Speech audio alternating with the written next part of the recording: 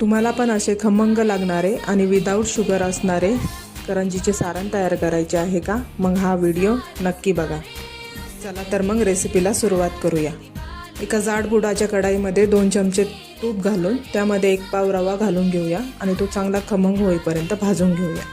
रवा भाजल्यानंतर त्याच कढाईमध्ये किसलेलं सुकं खोबरं घालून घेऊया. साधारण मी इथे 1 किलो खोबरं घेतलेलं आहे. खोबरं छान भाजल्यानंतर त्याच कढाईमध्ये अर्धा वाटी चारोळी घेतली आहे, ती पण छान भाजून घेतली आहे. प्रत्येकी अर्धी वाटी काजू, बदाम आणि मनुके घेऊन छान तुपामध्ये परतून घ्यायचे आहे. त्यानंतर अर्धी वाटी खसखस घेतली आहे, ती पण चांगली भाजून घेतली आहे. वेलची, सुंठ आणि जायफळ, साखर घालून याची पूड करून साईडला ठेवून घेऊया.